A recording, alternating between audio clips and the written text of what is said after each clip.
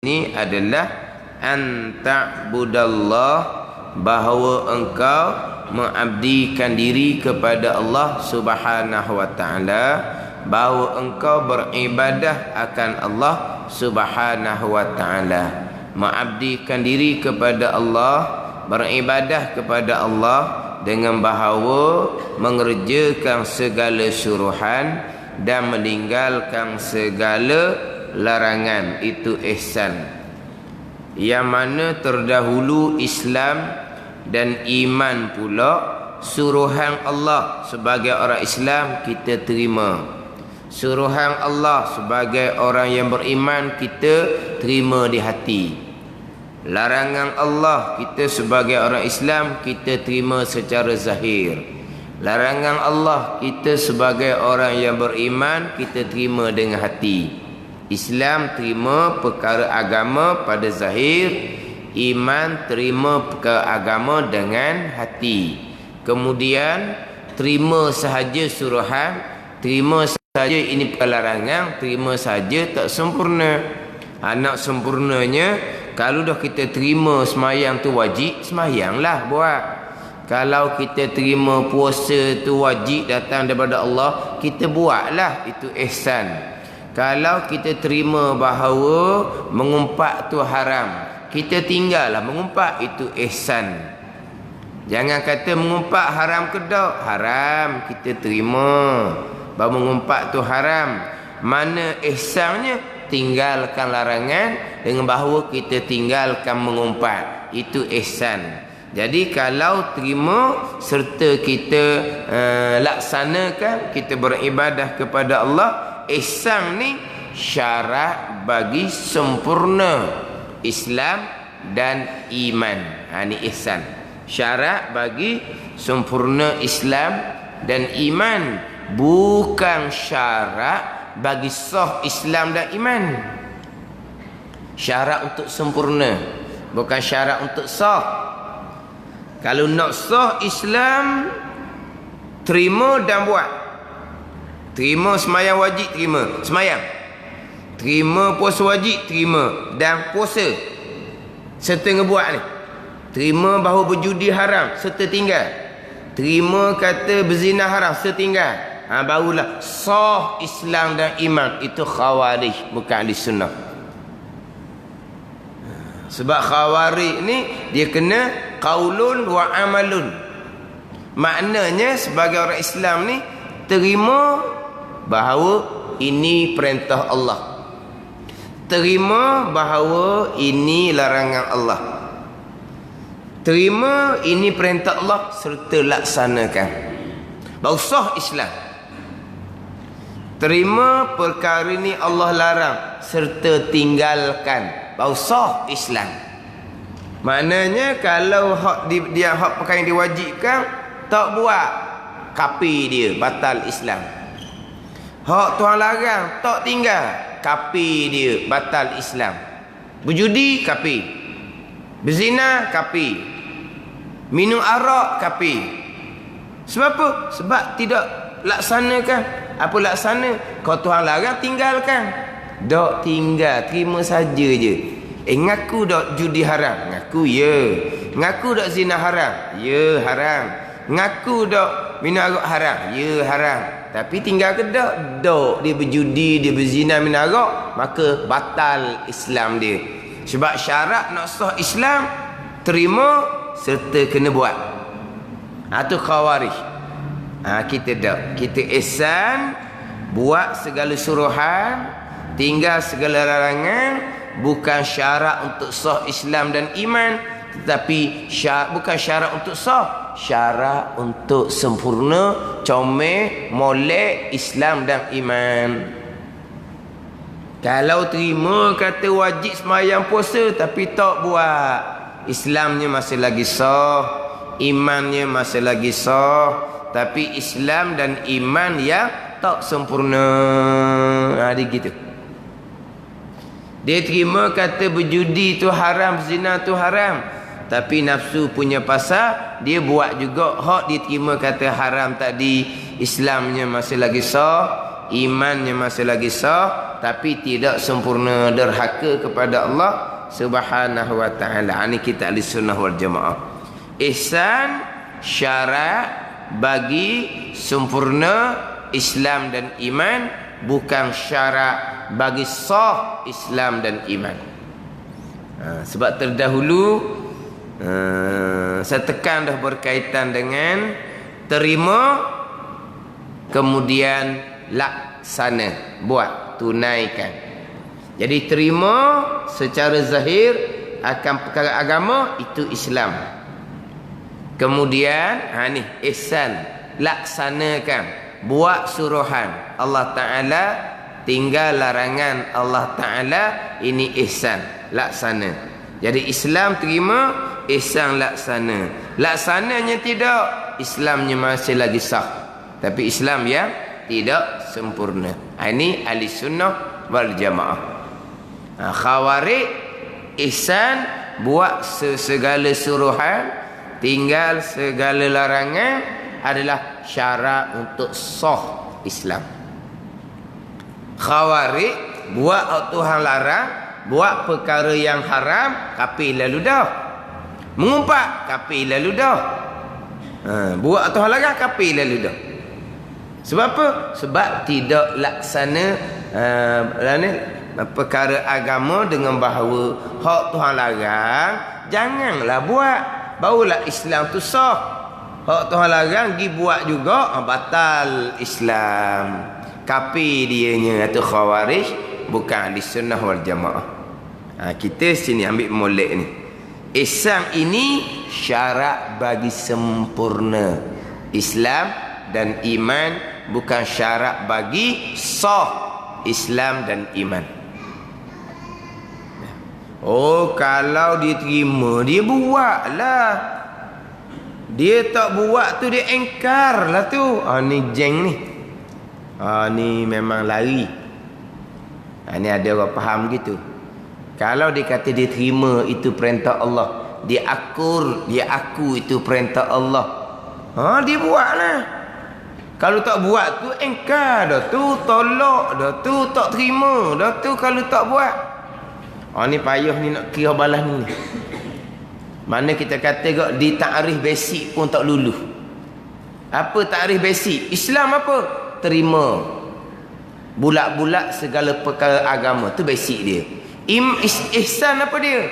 Anta'budallah, beribadah kepada Allah dengan bahawa kerjakan suruhan, tinggalkan larangan. Itu basic dianya. Antara Islam dengan iman, Islam dengan ihsan ni dia lain-lain. Orang yang terima akur itu perkara agama, ialah tidak semestinya dia akan laksanakan. Kadang-kadang dia turut, kadang-kadang dia langgar sebab iman lemah. Itu bab lain. Tapi ada orang berfahaman tak laksana hukum agama, engkar, tolak. Engkar agama, tolak agama, perkara yang jelas nyata diketahui oleh semua orang, ini perkara agama daripada Allah, perkara yang ijma' ulama pula, tiba-tiba engkar, tolak, batal Islam. Dah tak laksana, engkar lah tu, tolak lah tu. Ini susah. Atau ada basic Islam dengan ihsan ni tak lepas, tak lulu. Dah kalau dia terima, mesti dia laksana. Kalau dia tidak laksana, dia engkar, tolak lah tu. Macam contoh tadi, mengumpat haram. Hal ni terang-terang dalam Quran. La ya'na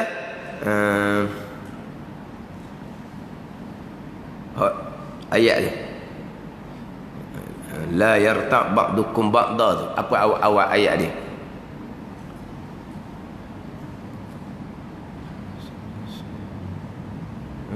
Tuhan larang tu. La yarta' ba'dukum ba'da ayuhibbu ahadukum an ya'kula lahma akhihi maita fakarihtumuh tu. La yarta' ba'dukum ba'da. Sebelum tu ada tak? Ada wala ke apa ke? Ingat? Mana apa? Jangan kamu mengumpat setengah akan setengah. Tengok tu. Terang Quran melarang mengumpat tu. Mengumpat haram ijma' ulama' tu.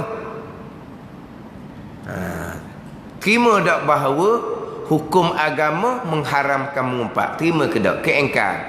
Terima. Dan kalau terima, kenapa mengumpat? Bila mengumpat berarti engkar pengharaman mengumpat. Ada. Ini kata tidak semestinya orang yang tidak laksana perintah agama, tidak meninggal larangan agama semestinya engkar. Jangan. Contoh, orang yang tidak melaksanakan kewajipan solat. Orang yang tidak solat tu. Orang yang tidak solat.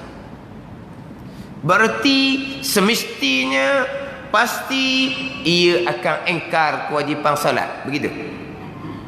Dah tak solat, engkar tu kewajipan solat. Dah solat, tolak dah tu kewajipan solat. Begitu. Orang yang tidak solat, tidak menunaikan kewajipan solat, berarti mereka yang tidak menunaikan kewajipan solat tadi semestinya, sepastinya mereka engkar, tolak kewajipan solat. Begitu. Tak semestinya. Mereka terima kewajipan solat, mereka aku kewajipan solat, akui solat wajib. Tapi kenapa kamu tak solat? Alasan nafsu dia begiang. Maknanya orang yang tidak solat bukan bererti dia engkar kewajipan solat. Maka orang ni masih lagi terima kewajipan solat. Orang Islam tetapi tidak ada ihsan. Orang Islam yang tidak sempurna, yang fasik, yang zalim, yang derhaka kepada Allah Subhanahu wa ta'ala. Cuma nak ceritanya, orang yang tidak laksana bukan bererti engkar, bukan bererti tolak. Orang yang tidak berpuasa, orang yang tidak berpuasa bererti mereka engkar kewajipan puasa. Orang yang tidak berpuasa bulan Ramadan, dia ponteng puasa bulan Ramadan, berarti mereka engkar, tolak kewajipan berpuasa. Tak semestinya. Orang yang perempuan yang tidak tutup aurat, kepalanya terbuka, berarti mereka engkar, tolak kewajipan tutup aurat. Tidak semestinya. Hati kata kena faham molek ni. Ada orang faham, kalau tak laksana engkar, tolak, maka kafir. Itu khawarij, bukan ahli sunnah wal jamaah. Ingat baik. Lepas tu kita jangan mudah-mudah mengatakan seseorang engkar agama, tolak agama. Jangan mudah-mudah. Kalau kata mereka tidak laksana perintah agama, mereka tidak tunaikan perintah agama, banyaklah balas tu. Macam kita lah juga. Perintah agama ada yang kita tunaikan, ada yang kita tak berapa tunaikan. Larangan agama ada yang kita tinggalkan, ada yang kita langgar. Larangan agama melihat perkara yang tidak dibenarkan. Kadang-kadang mata kita tengok juga benda Tuhan larang. Bagi apa ni? Kita tidak laksana sepenuhnya, kita laksana sebahagian-sebahagian. Biasalah tu. Kalau kata mereka melaksanakan Islam sebahagian-sebahagian, begitulah orang awam ni. Tapi kalau kata mereka engkar, tolak agama, jangan buat mudah-mudah. Betullah kata kena letak molek antara terima sebagai orang Islam, laksana sebagai orang yang muhsin, orang yang beribadah, mengabdikan diri kepada Allah Subhanahu wa ta'ala. Macam sebut minggu lepas lah, sebagai orang Islam clear kitanya. Kita orang Islam pasti kita akan terima segala perkara agama Allah. Sebab asas kepada rukun Islam, asyhadu an la ilaha illallah wa asyhadu anna Muhammadar Rasulullah. Penyaksian kita bahawa tiada Tuhan melainkan Allah, Nabi Muhammad utusan Allah. Apabila penyaksian kita seumpama tu, tiada Tuhan melainkan Allah, Nabi Muhammad utusan Allah, kita tak ada Tuhan yang lain. Jadi kalau perintah Tuhan ni kita nak ikut mana lagi? Ada dak arah, ada dak jalan kita tak mau terima. Tak ada jalan, tak ada jalan tak mau terima. Sebab kita kena terima belakalah.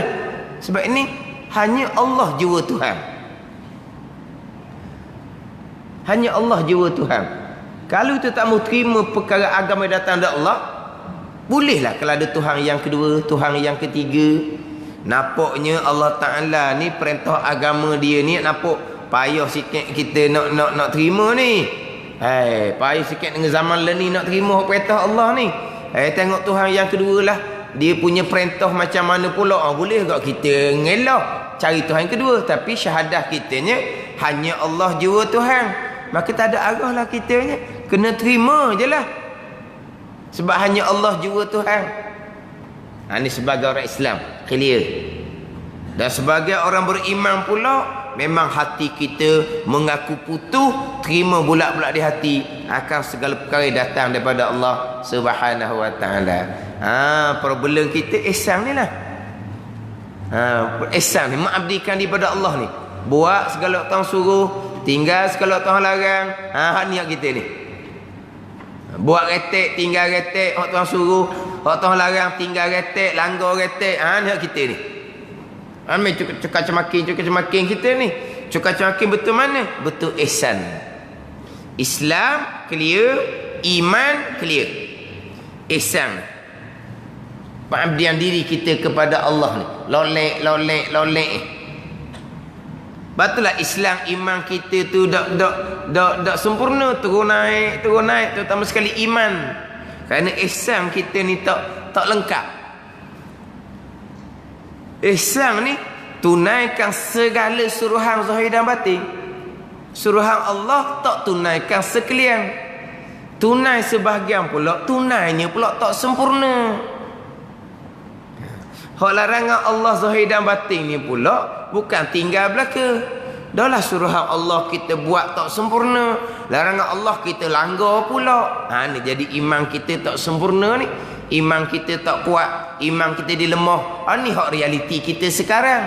Realiti kita sekarang ni problemnya di ihsan. Islam dengan iman itu clear. Sebab kalau Islam dengan iman pun tak clear, terutama sekali iman akidah, ihsan tak ada guna. Sebab ihsan ini adalah syarat untuk sempurna Islam dan iman. Makna Islam dia clear dah, iman dia clear dah. Nak sempurna Islam dan iman ni ihsan. Tapi kalau iman contohnya tak clear, pegangan pun cukar-cemaking, tak ada guna ihsan. Islam, iman clear, sempurna, ihsan telah pulaknya. Nak melengkapkan bagian agama kita, Islam, iman dan ihsan.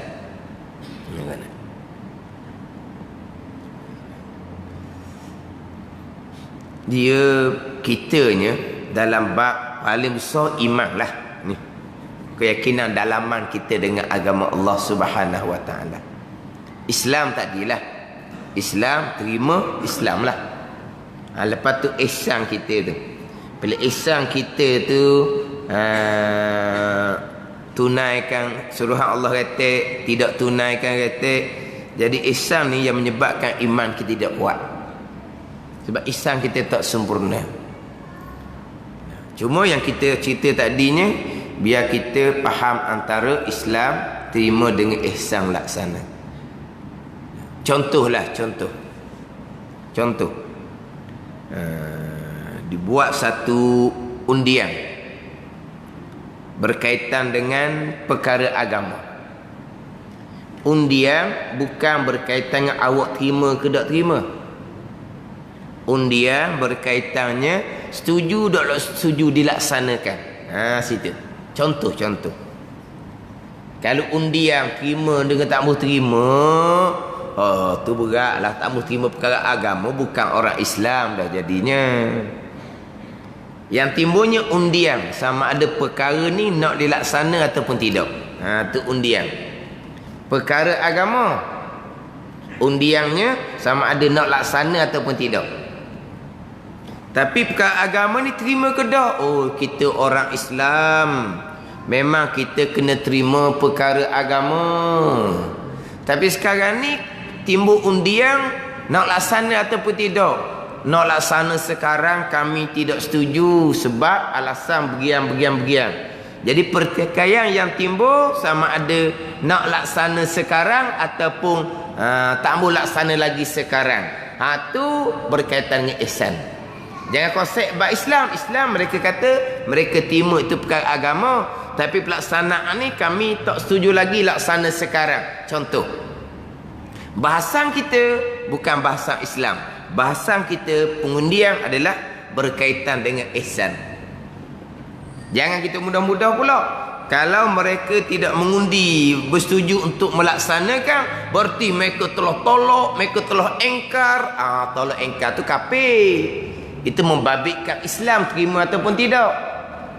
Sekarang ni bab terima tetap dah terima, laksana tu. Tiba-tiba mereka tak setuju pelaksanaan sekarang. Alasan mereka tu tepat tak dengan syarak. Alasan mereka ni alasan nafsu, bukan alasan yang tepat dengan syarak. Maka orang ni orang fasik, orang zalim.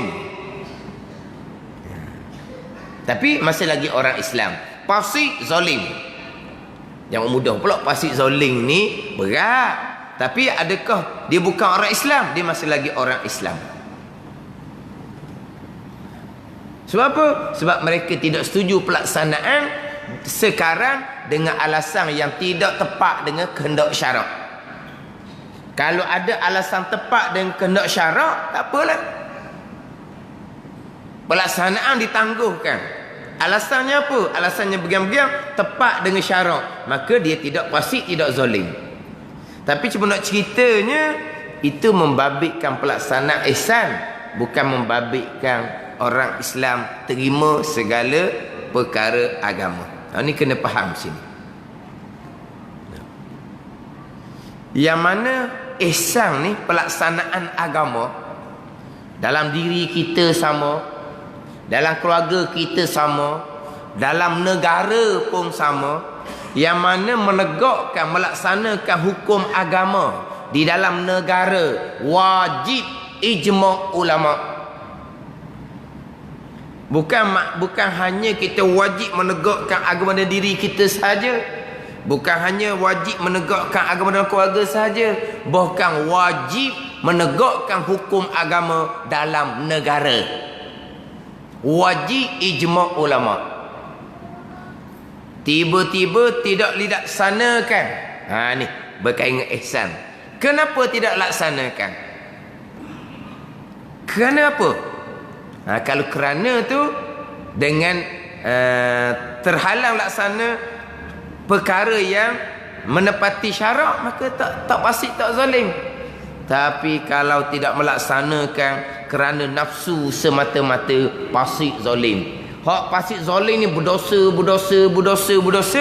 akhirnya menghakiskan kepercayaan, keyakinan kita kepada hukum agama dalam bernegara.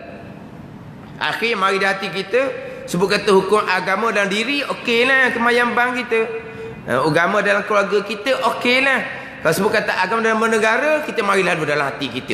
Tak boleh hak tu, tak sesuai hak tu, tak jadi hak tu. Pun orang noh kita kayak gini. Jadi dalam tu jadi tak percaya dah kepada agama.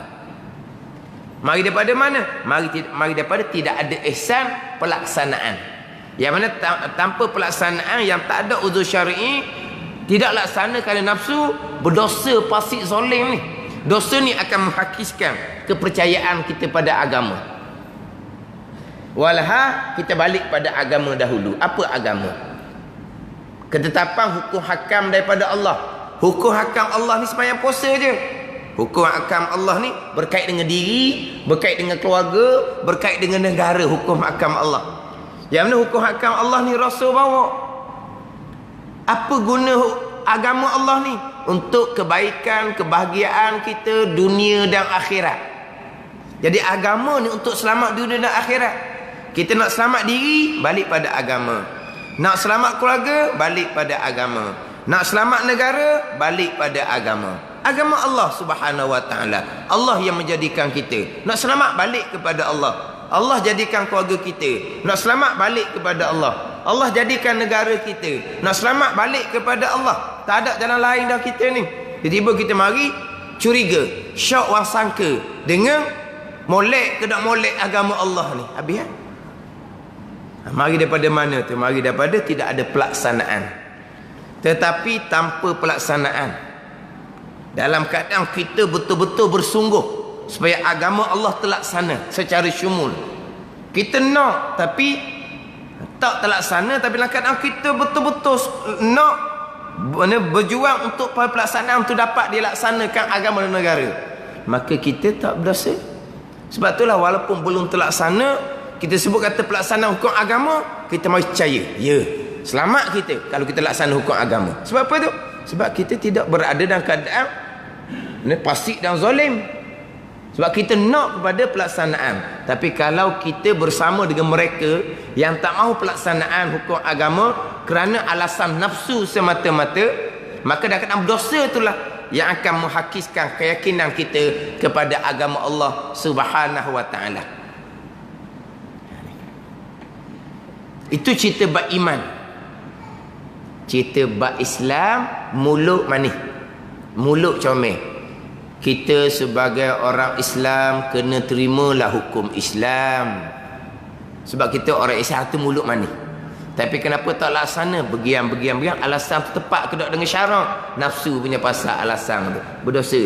Berdosa tu akan menghakiskan iman kita. Islam clear je, iman tu mustahak. Cuma kita nak pisahkan antara Islam terima, ihsan laksana. Ni kena letak molek sini. Tapi nak sempurna agama, kena ada ihsan. Agama dalam diri ke, keluarga ke, negara ke, nak sempurna, Islam, iman dan ihsan barulah sempurna. Barulah selamat kita dunia dan akhirat.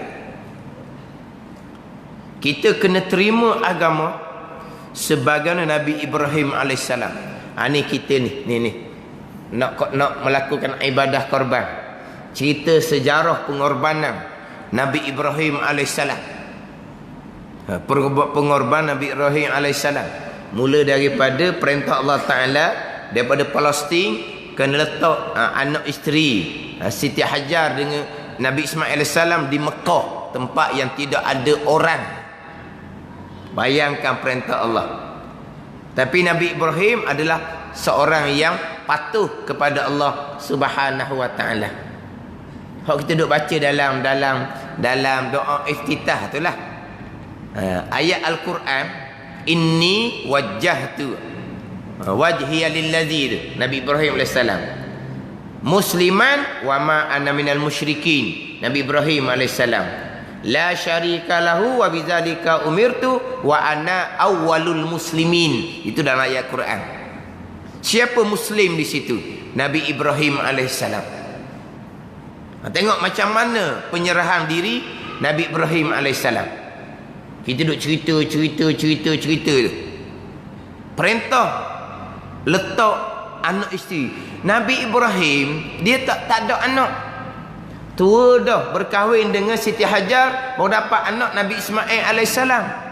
Nabi Ishak berapa 12 bulan 14 bulan lepas itu barulah lahirnya Nabi Ishak alaihissalam.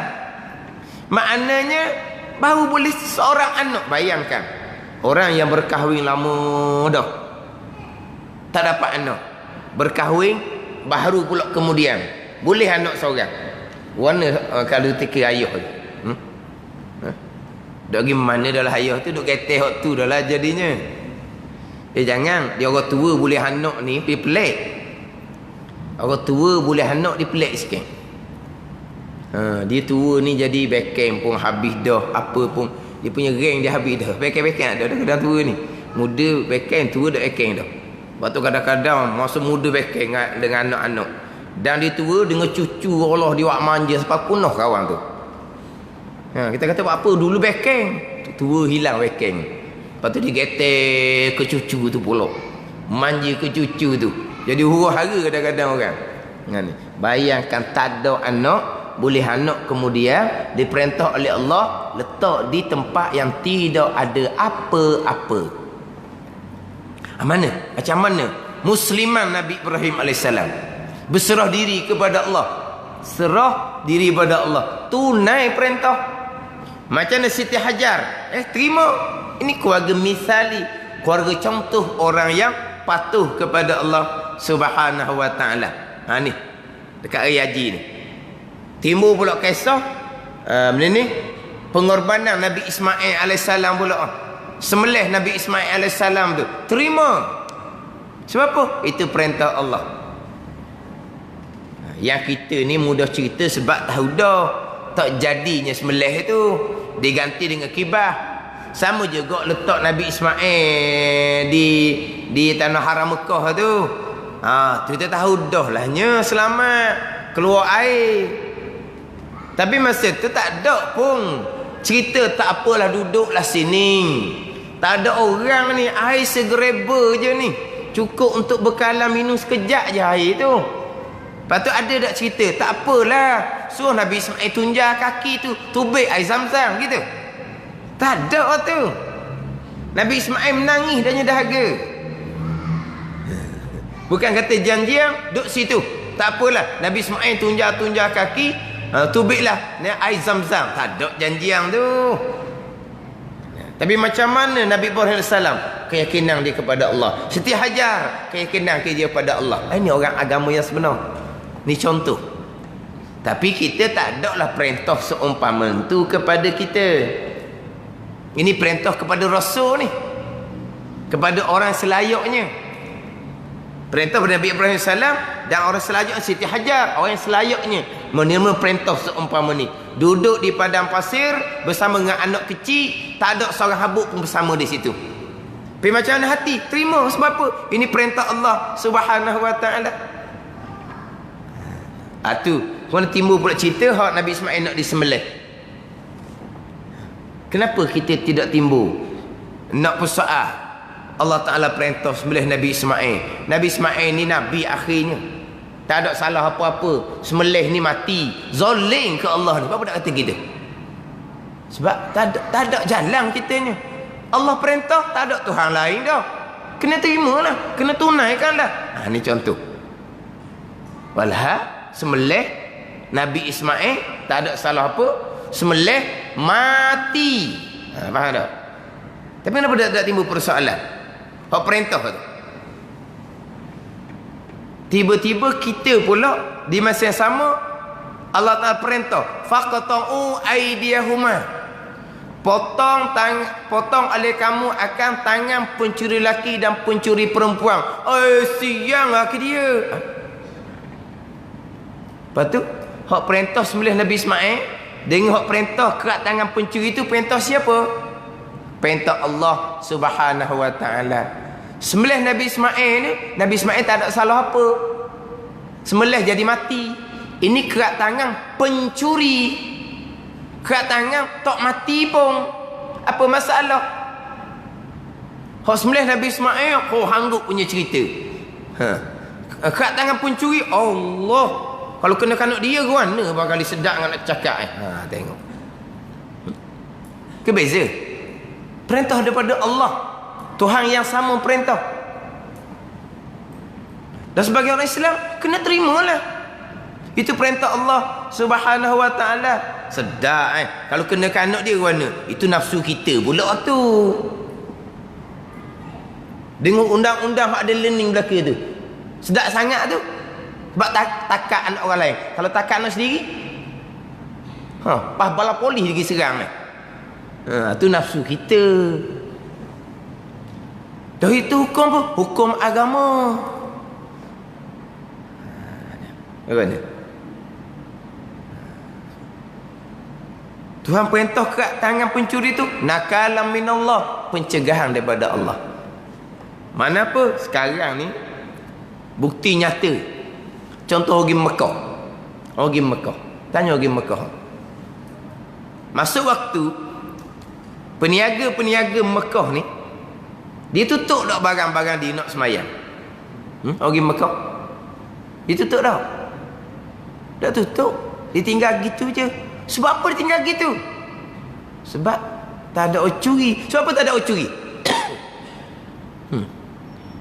Ini nyata keberkesanan hukum Allah Subhanahu wa taala. Molek-molek ada di Mekah, Allah Mekah tinggal barang gitu je. Oh, kalau tempat kita dicokeh. Hak kucing pun dicokeh, hak tinggal gitu. Pada habis. Tengok. Ini panggil apa ni? Keberkesanan hukum Allah Subhanahu wa taala. Bukti yang nyata kepada orang di Mekah. Kalau ada berlaku juga kecurian sedikit sebanyak, itu bukan orang Mekah. Orang lain ada peluk Afrika ke luar tu, dia mari tujuan tak baik dah. Orang pasal ni dia tak ada kebimbangan. Tapi kalau orang Mekah sendiri tak akan berani nak kosek orang, tak padan, hilang tangan. Lepas tu selamatlah orang-orang awam. Orang ramai selamat. Selamat anggap apa ni? Dengan hukum Allah. Kalau kita ni selamat. Kita ni pula takutnya. Keluar dah mamak tu, kena kunci rumah, kena bermangga besar, takut dah kita je keluar dia. Dia lalu depan rumah kita, tak disila dah. Nak curi malam ni bukan kawan tu kebetulan lalu je. Takut dah kitanya. Jadi kita pula takut. Ana kata tuan. Tengok macam mana. Siapa yang ni yang jadi mudarat? Mangsalah tengok orang ragu orang macam mana. Kenapa berani ragu orang? Ada masalah kena tangkap, masuk dalam penjara. Ni orang ragu orang ni. Ni kadang-kadang siapa ke orang hak diragu tu kadang-kadang kalau tak lepas dia punya beg hak diragu tu, dia tetok dengan pisau, dia tetok dengan parang sampai kena putus tangan mangsa tu. Pencuri kalau tetok, kalau kat tangan siang ke dia. Ni pelik kita ni. Siang pada orang jahat. Lepas tu mangsa tak siang pula. Dia tak direk kawan tu, dia sepak kawan tu atas motor, terbalik motor kawan tu, terhatuk kepala, koma kawan tu, tak siang. Sebab apa berani? Sebab kena tangkap, masuk penjara. Masuk penjara buat apa? Masuk penjara buat apa? Pagi-pagi lori bawa dia pergi pecah batu. Macam dah cerita Cina. Kita tengok dah cerita Cina kan? Banduang kan? Dia keluar dengan lori buat kerja pecah batu. Kan? Ada pecah-pecah batu. Lepas tu hasilan tu akan jarang lah. Lepas tu balik dalam penjara pula, keluar pula pecah batu. Gitu dalam penjara kita di Malaysia. Keluar pecah batu gitu lah. Ke Gaus Min. Hak banduang, hak curi luar ni kena takak masuk penjara ni. Dia buat apa dalam penjara tu? Gaus Min. Kau buat apa? Tahu kisah dia buat apa? Panas pun tak kena. Duduk percuma tak payah bayar sewa. Air api percuma tak payah bayar. Makan percuma tak payah bayar. Siapa tanggung? Siapa tanggung? Ni lah mangsa ni tanggung ni. Ke keluarga dia bayar untuk makan, untuk api air, untuk sewa bangunan, RM10 sehari kena bayar. Gitu. Free-nya. Kau nak kira. Penuh dia punya bangunan dia tu, buat bangunan lain pula, beratus juta pula. Sebab apa? Penuh dah rumah sewa free-nya. Penuh dah buat bangunan lain, ratus juta pula, pergi bubuh pula situ. Free pula dianya. Banyak mana belanja habis? Kok pengawal, penjaga, banyak mana pula kena bayar gaji ke mereka? Kena. Sakit pula ni demam. Naik kereta free pergi hospital. Boleh obat, balik free, balik pula Sipang. Lihat je. Hidup dalam tu pula dijumpa pula partner kawan-kawan dia. Dia bermusyawarah, berbincang pula. Kepakaran mencuri. Keluar penjara, ditubuh satu kumpulan pula. Jadi dalam penjara tu tempat khusus. Macam IKM tu lah tau. Khusus kemahiran mencuri. Apa? Di grup dia ada ni. Kamu pandang kat mana? Dah je masa sok khabar. Kumpulan perompok ni ditubuhkan apabila mereka berkenalan di dalam penjara. Tengok. Tak ada serit apa-apa pun. Tak ada. Itu hukum manusia. Itu hukum manusia. Lepas tu hukum Allah, macam mana hukum Allah? Kita ada Tuhan. Negara kita ni kepunyaan Allah Subhanahu wa taala. Kita ada Tuhan. Kita balik kepada Allah Subhanahu wa taala. Yang buat macam tak ada Tuhan je kita ni. Tak ada. Kan baca surat khabar kan masuk penjara 10 kali, 20 kali, ulang alik. Dia keluar putih lepuk kawan tu. Tak kena matahari. Orang pula susah hati bila dia keluar. Tak ada keinsafan pun. Tapi kalau balik pada hukum agama, cerita tu serem dah. Allah kerak tangan. Dah apa susah apa ni? Muka kau curi. Macam kita learning lah. Orang yang dah hukum gantung. Pelik apa kita? Kau takut? Bunyi cerita orang yang dah hukum gantung. Siapa dia punya kilo dia tu lah. Hukum gantung. Kita tak degih pun. Apa? Kita bukan babik dengan dadah. Tak sama juga. Orang mencuri kerak tangan. Apa benda? Kita bukan orang curi. Kan? Kemudian kita balik pada agama. Itu hukum agama Allah. Perintah Allah. Macam Nabi Ibrahim AS. Perintah sembelih Nabi Ismail. Itu perintah Allah. Kena terima, laksanakan. Keyakinan kepada Allah Subhanahu Wa Taala sama juga kita. Sebab apa? La ilaha illallah, tiada Tuhan melainkan Allah. Kita tidak ada pilihan. Kita kena terima bulat-bulat segala tetapan Allah Subhanahu Wa Taala. Dan kita berusahalah supaya ketetapan Allah terlaksana, barulah selamat kita dunia dan akhirat. Dia gitu. Ni contoh kita nak cerita hak Nabi Ibrahim AS, hak duk cerita ni pada masa raya haji ni. Hak kita baca dalam doa iftitah tu, musliman wa ma'an minal musyrikin tu. Orang yang muslim, orang yang menyerah diri, orang yang terima bulat-bulat sekali tentang Allah Subhanahu wa taala. Wa ma ana minal musyrikin, dan tidak adalah aku di kalangan orang yang menyekutukan Allah. Siapa yang menyekutukan Allah, tak terima tetapan Allah Subhanahu wa taala, nak buat hak sendiri. Kita terima segala tetapan Allah Subhanahu wa taala, kita akur segala tetapan Allah Subhanahu wa taala. Terima, kemudian laksana, itu pergi kepada ihsan, syarat bagi sempurna Islam dan iman.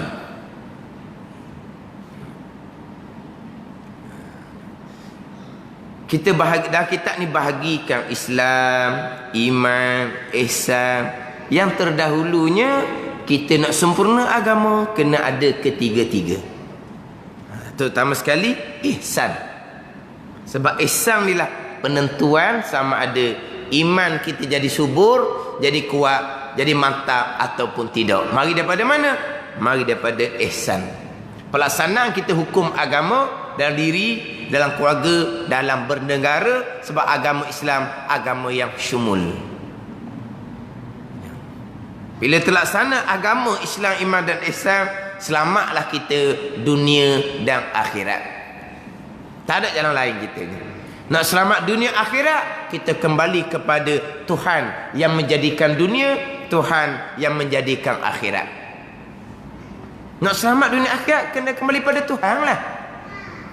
Tak ada jalan lain kita ni. Kita tidak ada pilihan. Lepas tu kadang-kadang kalau kita tengok dalam terjemahan bacaan solat, musliman tu diterjemah dengan serah diri, dia terjemah. Orang yang serah diri. Musliman, orang yang serah diri. Kenapa serah diri? Allah kata AA, Allah kata BB, serah diri. Saya untuk terjemah musliman, orang yang tidak ada pilihan. Terjemah dengan musliman, orang yang tidak ada pilihan. Dah ada pilihan kita? Tak ada pilihan sebab Allah jua Tuhan. Tak ada Tuhan yang lain. Allah kata A lah, Allah kata B lah. Mana ada pilihan lagi kitanya? Ni. Terima, kemudian laksana. Ihsan adalah laksana. Yang mana ihsan ini syarat bagi sempurna Islam dan iman, maka tidak sempurna kedua-duanya ini, Islam dan iman, melainkan dengan ada ihsan, pelaksanaan hukum agama tu. Buat segala perintah Allah, tinggal segala larangan Allah. Kemudian ihsan ni buat segala perintah Allah, maka dia pun akan naik kedudukan sedikit demi sedikit, naik makam muraqabah, naik makam musyahadah. Hak cerita bab makam ihsan yang saya sudah sebut berulang-ulang kali. Ka'annaka tarahu, beribadah kepada Allah seolah kita melihat akan Allah. Melihat dengan basirah dipanggil makam musyahadah. Apa makam musyahadah? Idrakus syai' bizauq. Kita mendapat sesuatu perkara dengan zauq, dengan kecak di batin. Batin siapa ni? Batin aulia-aulia illah. Batin wali-wali Allah Subhanahu wa ta'ala. Ini hak makam aulia tu makam musyahadah. Dia panggil ahlul kashfi ni. Sampai makam mukasyafah ni. Ni makam aulia belaka. Tapi yang lupalah cerita terdahulunya, iman mengaku hati. Terima bulak di hati itu iman. Menjiwai di hati, zauq dikecap di hati, syuhud di hati, itu makam aulia. Itu makam ihsan. Memang saya sebut berulang-ulang kali bab iman percaya hati, makam ihsan syuhud di hati, sebab sekarang ni timbul bagai-bagai bawakan sekarang. Selagi kita merasai kita ada perbuatan, ni kita rasa tak kita ada perbuatan? Kita rasa tak orang mari sejid tu kita tak mari sejid tu? Kita Hak duk congok ni kita tak? Tanya pun pelik dah. Dah memanglah. Hak mari bawa kereta, kita yang bawa. Siapa sejid kita yang berjalan duk congok di sejid, kita yang duduk. Kita lah. Hakikinya kita buat ke Allah buat? Hak mari sejid tu Allah. Hak duk congok tak balik ni siapa buat? Allah. Lepas tu kenapa rasa kita buat? Bukan Allah yang buat. Ni dia mana? Syirik kepada Allah dia ajar. Dosa besar. Berzina dosa besar. Berjudi dosa besar. Minum arak dosa besar. Orang lupa tuan tu lagi besar dosa dia berzina lagi. Dia begitu. Ni rosak ni. Ni ajaran agama sekarang ada dalam rakaman-rakaman. Sebab apa? Sebab kita rasa kita yang buat. Hakiki siapa yang buat? Qada daripada siapa? Daripada Allah. Apa kita rasa kita yang buat? Syirik dah tu. Allah buat, kita rasa kita buat. Syirik dia kata. Ni dosa besar. Dosa dia belum zina lagi. Main duk rasa kita buat.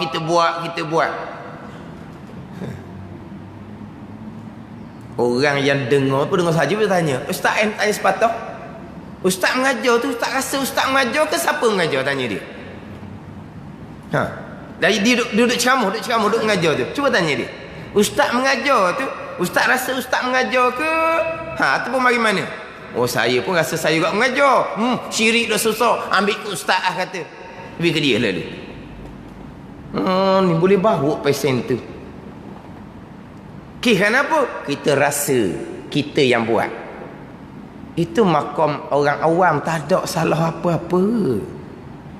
Lepas tu macam mana boleh tak rasa kita buat ni? Itu makam aulia, makam fana, lenyap di basirah. Hal tu tak boleh buat tu. Punyalah karuk dia mengajar. Tapi boleh jalan juga. Patutnya ni program tu pun cukup dah. Perkara bos situ je. Kalau kena orang dengar atau orang reti, tanya balik dia. Dah nak sampai tahap lenyap, bukan aku buat ni tahap mana? Tahap aulia. Dah tahap aulia. Jadi aulia je lah hak tak berdosanya. Jadi kita semua ni berdosa besar daripada zina lagi. Kita semua ni. Dengan dia ngajar pun. Kan bengong tu panggil. Bengong tu panggil.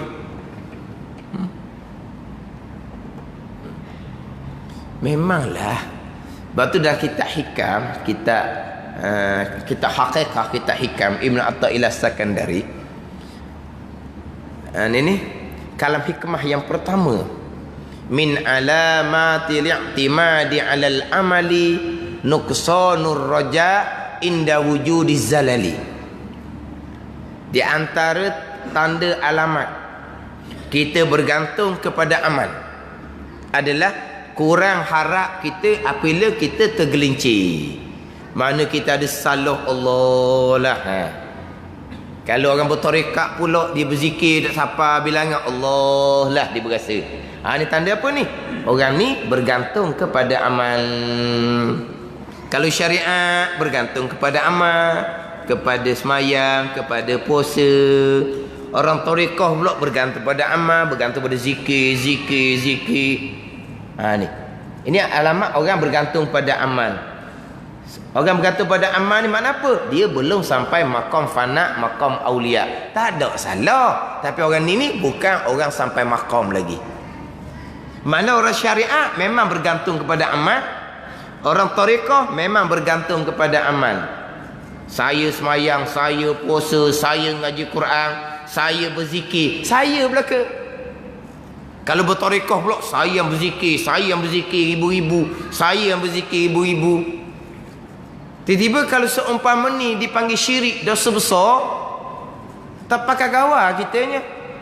Mayambang pun tak pakai gawa, berzikir tarekat pun tak pakai gawa. Sebab apa? Dah syirik kepada Allah. Berdosa besar. Nak pakai warna lagi kitanya. Lepas tu dah macam mana nak sampai ke Tuhan? Kalau duk syariat pun berdosa besar, duk tarekat pun dosa besar, nak naik maqam hakikah macam mana? Takkan dosa besar syirik, gak naik maqam aulia. Begitu. Ni kata berat. Lebih besar daripada dosa berzina lagi. Sebab apa? Rasa saya yang buat. Hakiki bukan saya yang buat. La haula wala quwata illa billah. Tidak ada daya upaya kitanya.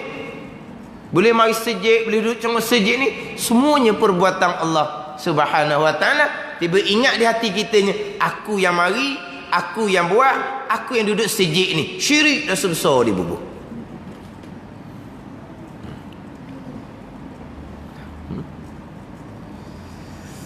Lepas tu kata kena kemah molek kita ni. Iman apa takrif dia, ihsan apa takrif dia, maqam ihsan ni apa? Dia kata siapa kehilang aku, tak ada akunya. Ananiyah, aku tak ada. Kihadaku sesaat tu. Mana contohnya? Iblis. Ana khairun minhu, Iblis kata. Azazi kata, aku lebih baik daripada Nabi Adam AS. Ki ada anak tu jadi sesak Iblis tu.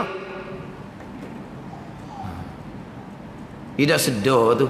Kita duk baca dalam Fatihah tu. Iyyaka na'budu wa iyyaka nasta'in. Akan dikau, kami.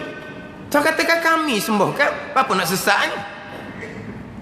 Ki ana, ki aku tu. Jadi sesak Iblis. Ana khair minhu. Dan macam dekat perkataan Nabi Ibrahim AS. Wa ana awwalul muslimin. Atau ana tu. Siapa ana di situ? Saya. Nabi Ibrahim AS. Ana juga. Tak ada apa-apa Berat lagi puak ni. Dia kata kalau bom ngaji sifat 20, Iblis pandai dia kata. Jadi bubuh. Iblis pun pandai sifat 20. Dia jumpa dengan Iblis berapa kali. Iblis pandai sifat 20 dia kata. Kalau bom sifat 20. Tidak sedar tu. Azazi tu siapa? Dia mengabdikan ibadat Allah lama mana Azazi ni? Bukan kata sifat 20. Maqam dia tu guru pada malaikat. Bukan sifat 20 je. Hak duk wali-wali duduk sekarang ni, Azazi tinggi lagi zaman dulu sebelum dia syirik sesat dengan Allah Subhanahu wa taala. Ingat ke Azazi ni pandai sifat 20 je dia ingat. Macam Bal'am bin Ba'ura. macam Bursisa tu. Itu semua orang makom tinggi belaka. Tapi sesak tu kerana Allah tarik taufik hidayah. Di bubuh kata iblis pun pandai sifat 20. Pada iblis tu pandai segala-galanya. Jadi beribadat lama mana iblis Azazil ni? Guru malaikat kat iblis ni. Tapi punyalah pening-pening, mengarut. Tapi ustaz-ustaz belaka ni. Lalu kita kena faham molek tu. Kita nak pindah daripada Islam, iman, ihsan ni. Tajuk di hadapan tu masuk kepada pembicaraan iman dah ni. Ke bawah tu permulaan yang wajib tu, tajuk dia tu. Tu masuk pada pembicaraan iman dah tu. Jadi kita kena faham iman tu apa dia? Ihsan apa dia? Maqam ihsan tu apa dia? Kena faham situ. Jangan lari daripada tu. Mana kalau mari kat pesen-pesen tu, sabar peringkat, tengok ni siapa ni? Nampak lagi dia, tak nampak Tuhan. Syirik lagi pada Allah. Bukan saya tak ada, Allah belaka. Tu. Ni tak sah. Kalau salahlah jepuk seumpama ni, tengok bawa seumpama tu reject lah. Tu bukan tu. Dia mari nak cerita bab pegangan.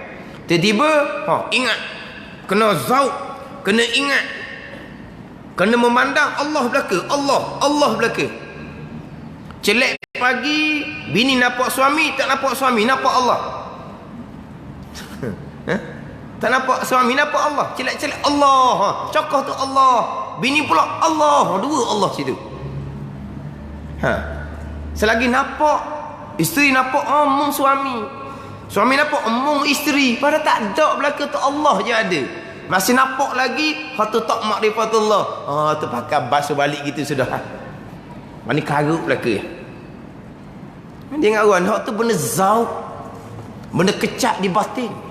Bukan benda nutqiyah. Cerita-cerita bukan hak ni. Ni zauk di batin.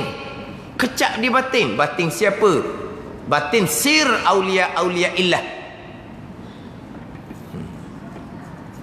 Sir ni lapis bawah. Qalbun, fuadun, lubun, sarabun, sirrun. Qalbun atas sekali hati. Fuadun, lubun, sarabun, sirrun. Sir ni lapis dalam sir. Sir aulia illah. Kita duk main kolbung ni je, kolbung ni. Ikhlas riak, syukur, tak syukur, sabar, ghadab, sabar pemarah. Kolbung kita ni. Bukan sarabun, fuadun, lubun. Nak pergi pada sirrun tu aulia. Kita kolbung budak reti sifat baik hati warna, sifat keji hati warna. Dia mari-mari cerita ni, nak sir ni. Tak ayah tak ayah.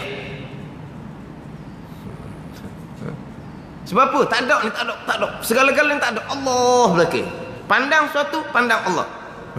Akhirnya tu Allah. Kong pada suti. Apa mukang Allah? Dia. Bukan kita ni kadang-kadang kita panggil orang ni kadang-kadang salah juga. Salah juga kitanya. Kita faham. Iman apa dia? Ihsan apa dia? Maqam ihsan apa dia? Jadi kita nak jepuk orang ni, kita kena kemah asah tu. Jangan mari pakai bunyi sedap aja jalan. Jangan. Mana biar kita kemah, faham molek. Ini basic sahaja. Apa tarikh Islam? Basic. Apa tarikh iman? Basic saja. Apa tarikh ihsan pun basic saja. Maqam ihsan barulah pergi pada maqam muraqabah, maqam musyahadah. Jadi kita sesalah bab pembahagian dalam agama, Islam, iman dan ihsan. Baru kita nak masuk pada kitab kita ni membicarakan bab iman. Kitab tauhid kita membicarakan bab iman. Dia nak masuk kepada pembicaraan bab iman, permulaan yang wajib. Permulaan yang wajib pada syarak atas orang yang mukallaf, sama ada lelaki dan perempuan, bahawa mengenal Allah. Nak pergi pada ma'rifatullah, hak permulaan agama, pembicaraan iman. Apa dia ma'rifatullah? Mengetahui akan segala hukum sifat Allah, mengetahui serta berpegang di akidah, itu mengenal Allah. Itu dia panggil ma'rifatullah. Apa makna ma'rifatullah? Mengetahui serta mengaku putus di hati. Itu ma'rifatullah, permulaan agama. Zauk di hati, kecak di hati, itu makrifah aulia. Kita cerita ni permulaan yang wajib. Ni cerita permulaan, ni permulaan. Awaluddin ma'rifatullah. Awal agama mengenal Allah. Apa makna mengenal Allah? Mengetahui serta berpegang hukum sifat berkait dengan Allah, berkait dengan Rasul, berkait dengan perkara-perkara yang Rasul bawa. Mana apa? Mana mengetahui dan berpegang kejak ke enam rukun iman. Itu permulaan yang wajib. Itu makrifah, hak permulaan agama.